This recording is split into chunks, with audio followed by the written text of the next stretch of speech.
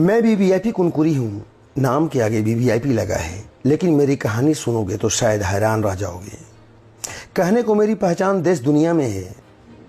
मेरी धरती पर एशिया का दूसरा सबसे बड़ा चर्च खड़ा है, तो मेरी गोद में विश्व का सबसे बड़ा प्राकृतिक शिवलिंग विराजमान है। एक तरफ घंटियों की गूंज, दूसरी तरफ हर हर महादेव का जय घोष।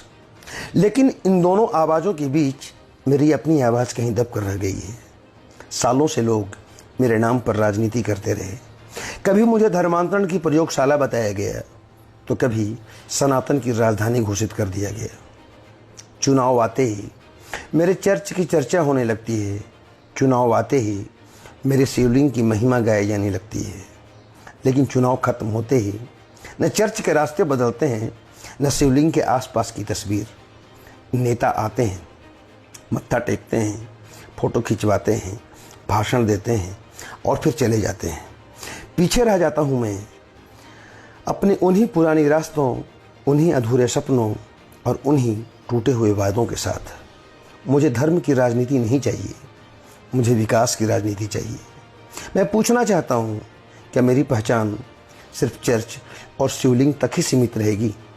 क्या मेरी किस्मत में सिर्फ धार्मिक ध्रुवीकरण ही लिखा है? क्या कोई मेरे युवाओं की बेरोजगारी पर बात करेगा? क्या कोई मेरे बाजारों, सड़कों, पर्यटन और रोजगार की चिंता करेगा?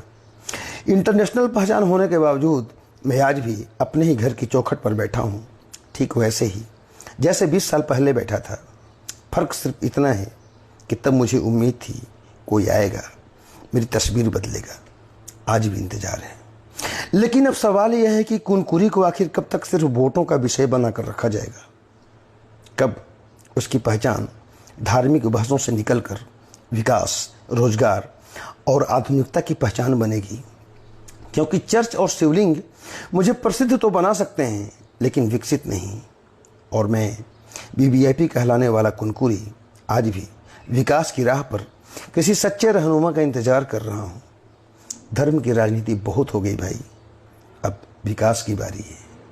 तो दोस्तों, इस वीडियो पर आप भी दीजिए अपनी राय। ऐसे वीडियोज़ और खबरों के लिए बने रहिए मुनादी चौपाल के साथ। देखते रहिए मुनादी चौपाल और पढ़ते रहिए आपका फेवरेट और विश्वसनीय web portal munadi.com, voice of voiceless Rajesh Pandey के साथ। जय हिंद, जय जोहार, नमस्कार।